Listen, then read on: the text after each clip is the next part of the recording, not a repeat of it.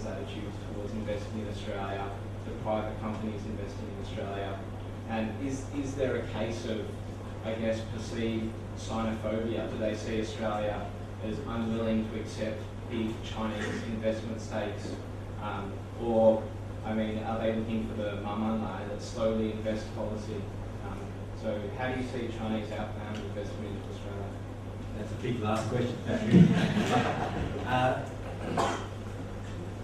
There's a couple of answers to that. In terms of the Australian reaction to Chinese investment, I think, unfortunately, a lot of the views that have been expressed have been the views of ill-informed people in the Australian market, and even at the political leadership level. Some, not all of the press, but some of the press has been very bipartisan, and a lot of the comments have revolved around specific investments and the effect on individual communities, the workforce, and things like that. There has not been a proper and balanced and considered discussion and debate in Australia about what investment into Australia means. And that's the debate that we need to have right now, because it's a very, very important one. From a Chinese perspective, I think there are games that are being played at the moment, because China still regards Australia very much as a desirable investment destination, not only for minerals and mining resources, but also now for agricultural resources and for some other sectors where perhaps in the services sector where we have technology and know-how which will be important to China as a whole. The games that are being played, I think, at the moment are that at a certain level, people would go with the press and they would pick up and run with negative comments that are made in the Australian press and play it out very, very, very vocally in the Chinese press. Those SOEs, particularly that are sophisticated, can see above that. They know what investment requirements are. They continue to develop plans for investment in Australia and elsewhere in a methodical way. So I think we're seeing a little bit of a blip at the moment. Australia will remain a major investment destination. There are more sophisticated Chinese companies that are actually analysing these very, very carefully. There's some jockeying on the sidelines indicating that we've got time enough for one final question. Chris. Thank you for such an interesting speech, David, and for taking time to come speak to us today. I'm Christian from Australian Delegation. In your speech, you talked briefly about the amount of new regulations and laws that are coming into effect surrounding financial regulation and banking.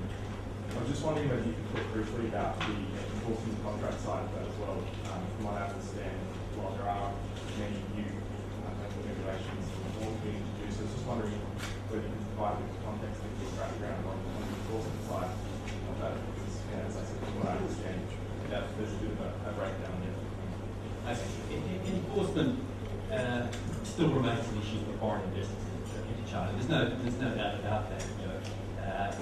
It largely goes to the way in which people approach contracts. In the West, we sign a contract. That's the concluded arrangement between the parties that will bind you from now until the end of the contractual term. In China, in many respects, that's just the start of the process.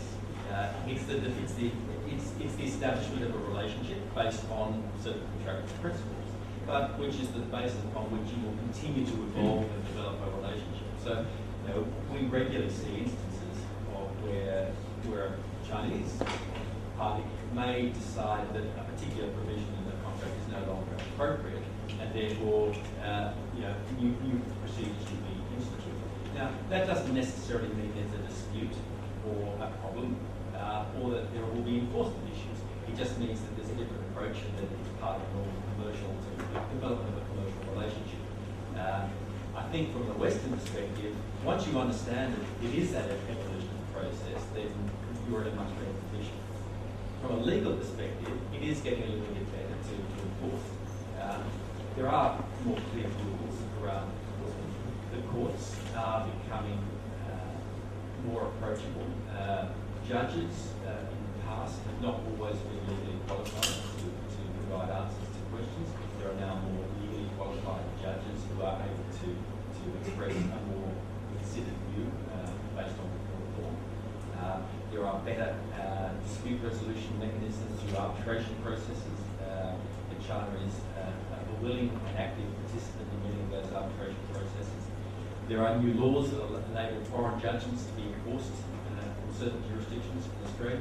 Currently, there are rules about enforcing Hong Kong judgments in China, and I'm actually quite interested at the moment. We're actually, Madison's in Shanghai office is actually running the first case in Shanghai of a Hong Kong law judgment being enforced in China. We're awaiting the outcome of that anxiously at the moment. So all of these things are good and positive.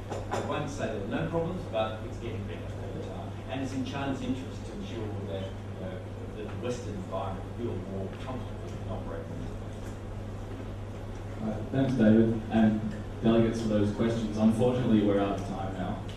But before David marches off to his next engagement, I'd like to invite Sam Wall to present David with a small gift from the ACYD team as a token of our gratitude for his efforts in the spotlight.